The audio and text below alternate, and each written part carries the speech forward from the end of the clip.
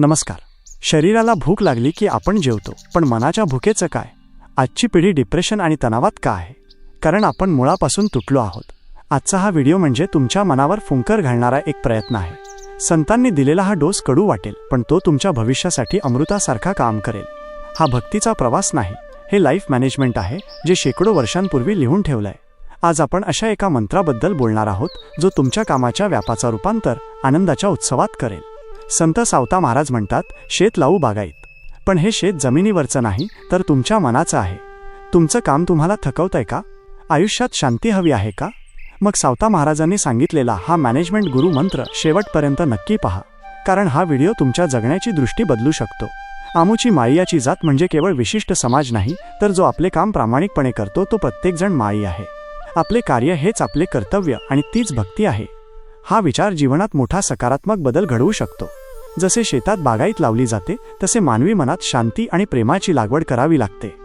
जेव्हा आपण मनात रागाऐवजी शांतीची शेवंती फुले फुलवतो, तेव्हा जीवनाचा मळा सुगंधी होतो. सावता महाराजांनी आपल्या कामातच विठ्ठल पाहिला. जर आपण आपल्या रोजच्या नोकरी व्यवसायात विठ्ठल म्हणजेच समाधान आणि ईश्वर पाहू लागलो, तर कामाचा कंटाळा येणार नाही आणि मानसिक तणाव कायमचा दूर होईल. हा अभंग केवळ आध्यात्मिक नाही, तर तो कर्मयोग सांगणारा एक उत्कृष्ट जीवन मार्ग आहे. आजच्या धावपळीच्या युगात माणसाला मनःशांती आणि कामात आनंद शोधण्याची गरज आहे. हा अभंग केवळ त्यांच्या व्यवसायाचे वर्णन करत नाही, तर तो कर्मयोग आणि अध्यात्म यांची सांगड घालणारा एक अजोड नमुना आहे. आपल्या दैनंदिन कामालाच भक्तीचे रूप कसे देता येते हे त्यांनी यातून मांडले आहे. प्रत्येक चरणांचा भावार्थ खालीलप्रमाणे. पहिला चरण, आमुची माळीयाची जात. शेत लावू बागायत. भावार्थ. या चरणात सावता महाराज केवळ आपल्या जातीचा उल्लेख करत नाहीत, तर ते आपल्या कर्तव्याची ड्युटी ओळख करून देतात. माळी म्हणजे जो मशागत करतो, जो बीज पेरतो आणि जो सृजन करतो. सावता महाराज म्हणतात की माझे जीवन हे एक शेत आहे आणि मी त्यात केवळ पोटापाण्यासाठी धान्य पिकवत नाही, तर मी त्यात बागायत, उत्तम दर्जाची फळफुलांची बाग फुलवत आहे. माणसाचे शरीर आणि मन हे एक शेत आहे. आपण त्यात कसले विचार पेरतो यावर आपली प्रगती अवलंबून असते. ज्याप्रमाणे एक माळी दगडधोंडे काढून जमीन सुपीक करतो, तसे आपल्याला आपल्या मनातील विकार काढून ते शुद्ध करावे लागते. सामाजिक संदर्भ. त्याकाळी वर्णव्यवस्था आणि जातीव्यवस्था अत्यंत कडक होती. प्रत्येक जातीला विशिष्ट काम ठरवून दिले होते. सावता महाराजांनी आपल्या जातीचा माळी उल्लेख अभिमानाने केला, पण त्याला संकुचित अर्थ न देता कर्तव्य जोडले. बागायत शेती करणे म्हणजे केवळ उदरनिर्वाह नव्हे, तर आपल्या कर्मात नाविन्य आणि समृद्धी आणणे होय. नैतिक धडा. आपल्याला मिळालेल्या उपजत कौशल्याचा स्वीकार करून त्यात नैपुण्य मिळवणे हाच खरा धर्म आहे. कामात कसूर न करता ते उत्कृष्टतेने एक्सलन्स करणे हीच ईश्वराची भक्ती आहे. डिजिटल युगातील प्रस्तुतता. आजच्या काळात आपली जात म्हणजे आपली प्रोफेशनल ओळख, स्किल सेट आहे. बागायत शेत म्हणजे उपलब्ध साधनांचा जास्तीत जास्त कल्पकतेने वापर करणे. वास्तविक उदाहरण, एखादा सॉफ्टवेअर इंजिनियर जर केवळ पगार म्हणून कोड लिहित असेल, तर तो सामान्य आहे. पण जर तो समाजाच्या समस्या सोडवण्यासाठी, शेतकऱ्यांसाठी ॲप आपले कौशल्य वापरत असेल, तर तो सावता महाराजांच्या बागायत शेतीचाच वारसा चालवत आहे. स्टार्टअप क्षेत्रातील नवउद्योजक जेव्हा पारंपरिक व्यवसायांना तंत्रज्ञानाची जोड देऊन जागतिक स्तरावर नेतात, तेव्हा ते आपल्या कर्मातून समृद्धी निर्माण करत असतात. समजा एखादा शिक्षक आहे, त्याचे बागायत शेत म्हणजे त्याचे विद्यार्थी. तो केवळ पुस्तकी ज्ञान देत नाही, ते साधे शेत झाले, तर तो विद्यार्थ्यांवर संस्कार करून त्यांचे भविष्य उज्ज्वल करतो. तेव्हा ती बागायत शेती ठरते. दुसरा चरण, आम्हा हाती मोठ नाडा. पाणी जाते फुलवाडा. भावार्थ, मोठ आणि नाडा ही विहिरीतून पाणी काढण्याची जुनी साधने आहेत. इथे सावता महाराज सांगतात की मी माझे कर्म करण्यात पूर्णपणे मग्न आहे. माझ्या हातात कर्माची साधने आहेत आणि त्या कर्मातून जे पाणी, श्रद्धा आणि भक्ती निघत आहे, ते माझ्या फुलवाड्याला म्हणजे माझ्या अंतःकरणातील ईश्वरी बागेला मिळत आहे. येथे पाणी हे प्रेमाचे आणि निष्ठेचे प्रतीक आहे. कष्ट केल्याशिवाय फळ मिळत नाही आणि भक्तीच्या पाण्याशिवाय मनाचा माळा फुलत नाही. हा चरण सांगतो की ईश्वराचे नाव घेण्यासाठी काम सोडण्याची गरज नाही. काम करत असतानाच तो नामस्मरणरूपी नाडा आपल्या हातात असावा. सामाजिक संदर्भ.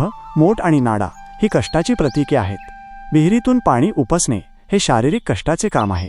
या चरणातून संतांनी श्रमाचे महत्त्व अधोरेखित केले आहे. समाजात कष्टाशिवाय फळ मिळवण्याची वृत्ती वाढू नये, हा त्यामागचा उद्देश होता. नैतिक धडा. प्रक्रिया, प्रोसेस महत्त्वाची आहे. जर तुम्ही कष्टाने पाणी उपसले, तरच फुलवाडा, सुखी समाज बहरणार आहे. कर्मापासून पळ काढणे म्हणजे अधोगती होय. डिजिटल युगातील प्रस्तुतता. आजच्या इन्स्टंट युगात लोकांना कष्ट नको आहेत, पण हा चरण आपल्याला सांगतो की यशाचा कोणताही शॉर्टकट नसतो. डाटा आणि अल्गोरिदम हे आजचे मोठ नाडा आहेत. वास्तविक उदाहरण, सोशल मीडिया इन्फ्लुएन्सर जेव्हा केवळ लाईक्ससाठी खोटा आशय पसरवतात तेव्हा ते श्रमाची चोरी करतात. याउलट एखादा शिक्षक जेव्हा वर्षानुवर्षे संशोधन करून गुंतागुंतीचे विषय सोप्या भाषेत विनामूल्य यूट्यूबवर शिकवतो तेव्हा तो खऱ्या अर्थाने ज्ञानाचे पाणी फुलवाड्याला विद्यार्थ्यांना घालत असतो. कॉर्पोरेट क्षेत्रात वर्क लाईफ बॅलन्स राखत असतानाही आपल्या जबाबदाऱ्या प्रामाणिकपणे पार पाडणारा कर्मचारी हा मोठ चालवणाऱ्या कष्टकऱ्यासारखाच आहे, ज्याच्या मेहनतीवर संस्थेचा फुलवाडा टिकून आहे. एखादी गृहिणी घरात काम करत असताना, स्वयंपाक करत असताना जर ती प्रेमाने आणि आनंदाने सर्वांसाठी अन्न बनवत असेल तर ते केवळ अन्न राहत नाही, तर तो प्रसाद होतो. तिचे कष्ट हा नाडा आहे आणि त्यातून मिळणारे समाधान हा फुलवाडा आहे. तिसरा चरण, शांती शेवंती फुलली, प्रेम जाई जुई व्याली. भावार्थ, जेव्हा कर्माची योग्य मशागत होते आणि त्याला भक्तीचे पाणी मिळते तेव्हा त्या बागेत कोणती फुले फुलतात? तिथे शांती नावाच्या शेवंतीची फुले उमलतात आणि प्रेम नावाच्या जाई जुईच्या वेली विस्तारतात. म्हणजेच शुद्ध कर्मातून माणसाला मानसिक शांती आणि सर्व जगाबद्दल प्रेम प्राप्त होते. भक्तीचा शेवटचा टप्पा म्हणजे शांती आणि प्रेम. जर तुमच्या कर्मातून कोणाला त्रास होत असेल तर तिथे ही फुले फुलणार नाहीत. जेव्हा आपण स्वार्थ सोडून काम करतो तेव्हा आपले मन शांत होते. सामाजिक संदर्भ, शेतात केवळ धान्य पिकवून चालत नाही, तर तिथे सुगंध आणि सौंदर्यही हवे. सावता महाराजांनी शांती, पीस आणि प्रेम, लव या मूल्यांना फुलांची उपमा दिली आहे. तत्कालीन समाजात असलेल्या द्वेष आणि संघर्षाच्या पार्श्वभूमीवर त्यांनी अंतर्बाह्य शांततेचा संदेश दिला. नैतिक धडा, भौतिक प्रगतीसोबतच मानसिक आणि भावनिक विकास होणे गरजेचे आहे. जर तुमच्या कर्मातून समाजात द्वेष पसरत असेल तर ते कर्म व्यर्थ आहे. डिजिटल युगातील प्रस्तुतता, आज इंटरनेटवर ट्रॉलिंग, हेट स्पीच आणि सायबर बुलिंग मोठ्या प्रमाणावर आहे. अशा वेळी हा चरण मूल्यांची घसरण रोखण्यासाठी दीपस्तंभासारखा आहे. वास्तविक उदाहरण, डिजिटल प्लॅटफॉर्मवर जेव्हा एखादी व्यक्ती वादाच्या प्रसंगी शांत राहून शांती शेवंती समंजसपणे आपली बाजू मांडते तेव्हा ती डिजिटल प्रदूषणाला रोखत असते. रक्ताच्या नात्यापलीकडे जाऊन सोशल मीडियाच्या माध्यमातून जेव्हा एखादा गट एखाद्या गरजू रुग्णासाठी किंवा आपत्तीग्रस्तांसाठी क्राऊड फंडिंग, प्रेम जाईजुई गोळा करतो तेव्हा तिथे माणुसकीची फुले फुलतात. ज्यावेळी एखादा समाजसेवक निस्वार्थ भावनेने गरिबांची सेवा करतो तेव्हा त्याच्या चेहऱ्यावर जे समाधान दिसते ती शांतीची शेवंती असते. लोक जेव्हा त्याच्यावर प्रेम करतात तेव्हा ती जाईजुई असते. चौथा चरण, सावताने केला मळा, विठ्ठल देखीला डोळा. भावार्थ, हा या अभंगाचा कळस आहे. सावता महाराज म्हणतात की मी या संसाराचा आणि कर्माचा असा मळा, सुंदर बाग तयार केला आहे की आता मला विठ्ठलाला शोधायला पंढरपूरला जाण्याची गरज उरली नाही. मला माझ्या या कर्मात, माझ्या या मळ्यातच विठ्ठलाचे दर्शन झाले आहे. देव मंदिरात नाही तर तो आपल्या शुद्ध कर्मात आहे, हेच सावता महाराजांनी सिद्ध केले. कांदा मुळा भाजी, अवघी विठ्ठाबाई माझी, असे म्हणणारे सावता महाराज कर्मालाच ब्रह्म मानतात. जेव्हा आपले काम परिपूर्ण आणि प्रामाणिक असते तेव्हा तिथेच ईश्वराचा साक्षात्कार होतो. सामाजिक संदर्भ, त्याकाळी देवाला भेटण्यासाठी तीर्थयात्रा, कर्मकांड किंवा संन्यास घ्यावा लागत असे. पण सावता महाराजांनी ठामपणे सांगितले की संन्यास घेण्याची गरज नाही. आपल्या कामाच्या ठिकाणीच मळ्यातच देव आहे. कर्मयोग हाच भक्तियोग आहे. नैतिक धडा, परमेश्वर हा आकाशात नसून तो तुमच्या कामाच्या गुणवत्तेत आहे. जेव्हा तुम्ही पूर्ण निष्ठेने एखादे कार्य सिद्धीस नेतात तेव्हा तुम्हाला मिळणारे समाधान म्हणजेच विठ्ठल दर्शन होय.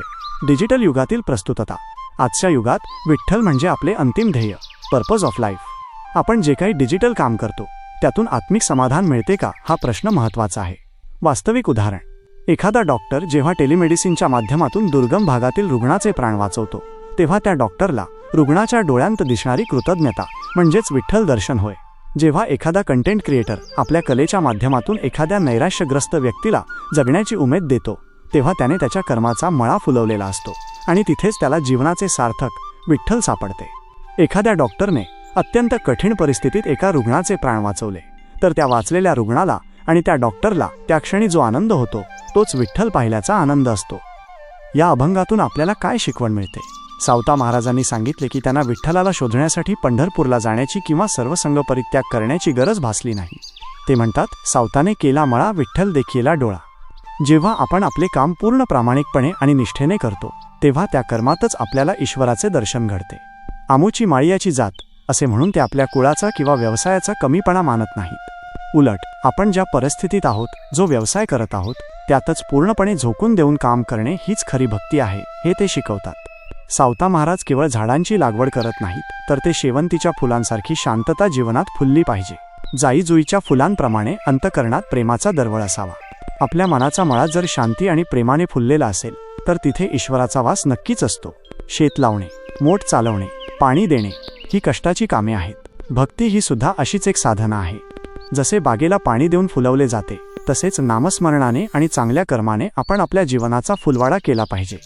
थोडक्यात सांगायचे तर हा अभंग आपल्याला शिकवतो की आपले विहित कर्तव्य, डेली ड्युटी पार पाडत असताना ईश्वराचे नामस्मरण करणे हीच सर्वात मोठी भक्ती आहे। संपूर्ण अभंग उदाहरणातून समजून घेऊ। इंजिनियरने आपले कोडिंगचे काम शेत पूर्ण निष्ठेने आणि कौशल्याने करणे हेच त्याचे बागायत आहे। त्याने कामाला ओझं न मानता त्यातच आपले सर्वस्व ओतले आहे। तो आपली बुद्धी आणि कष्ट, मोठ नाडा वापरून जे काम करतो त्याचे फळ केवळ पगारापुरते मर्यादित नसून त्यातून तो समाजात एक मूल्य पाणी निर्माण करत आहे। हे पाणी त्याच्या स्वभावातील फुलवाडा फुलवत आहे। जेव्हा तो इंजिनियर कामाच्या तणावातही शांत राहतो आणि सहकाऱ्यांशी प्रेमाने वागतो, तेव्हा त्याच्या आयुष्यात शांतीची शेवंती आणि प्रेमाची जाई जुई फुलते। म्हणजेच त्याच्या कामाचा दर्जा आणि त्याचा स्वभाव यात सात्विकता येते। शेवटी जेव्हा तो आपले काम इतक्या तन्मयतेने करतो की त्याला त्या कामातच आनंद आणि समाधान मिळू लागते, तेव्हा त्याला वेगळ्या मंदिरात जाण्याची गरज उरत नाही।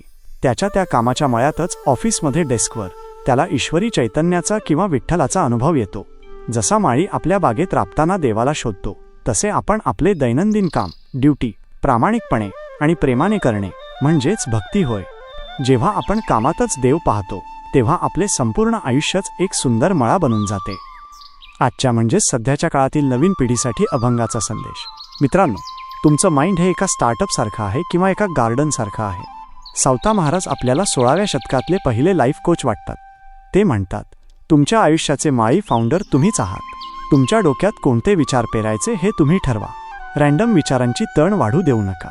जशी झाडाला रोज पाणी लागते, तशी तुमच्या मेंदूला रोज पीस ऑफ माइंडची गरज असते। तुमची एकाग्रता, फोकस हेच तुमचं पाणी आहे। ते रील स्क्रोलिंगमध्ये वेस्ट करू नका, तर तुमच्या स्किल्सच्या फुलवाड्याला द्या। जर तुमच्या वागण्यातून शांती आणि प्रेम, पीस आणि लव्ह रिफ्लेक्ट होत नसेल, तर तुमची साधना फेल आहे। तुमचा ऑरा असा हवा की तुमच्या सहवासात लोकांना कूल वाटलं पाहिजे। जेव्हा तुमची मेहनत आणि तुमचे विचार अलाइन होतात, तेव्हाच तुम्हाला तुमच्या कामात गॉड लेवल रिझल्ट्स मिळतात। विठ्ठल दिसणे म्हणजे दुसरं तिसरं काही नसून सेल्फ रिअलायझेशन आणि पीक परफॉर्मन्स आहे। सावता महाराज सांगतात की देव मंदिरात नाही, तर तुमच्या फ्लो स्टेटमध्ये आहे। मग ते काम कोडिंगचं असो वा मार्केटिंगचं, त्यात झोकून द्या। तिथेच तुम्हाला विठ्ठल भेटेल।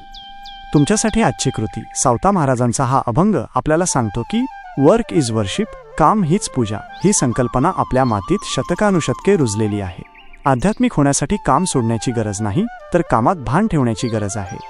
उद्या तुम्ही जेव्हा तुमच्या ऑफिसचे काम कराल किंवा घरात स्वयंपाक कराल, तेव्हा हे काम मी भगवंतासाठी करत आहे या भावनेने करा। कामाच्या शेवटी तुम्हाला जो मानसिक आनंद मिळेल, तोच तुमचा साक्षात विठ्ठल असेल। धन्यवाद। विठ्ठलाच्या भक्तीचा मळा फुलवण्यासाठी भावार्थ संतवाणीचा हा छोटासा उपक्रम। संतांच्या या अमृतवाणीने आपले आयुष्य सुगंधी व्हावे, हीच चरणी प्रार्थना। तुमचे प्रेम असेच राहू द्या। कमेंटमध्ये माऊली लिहून तुमची उपस्थिती नोंदवा।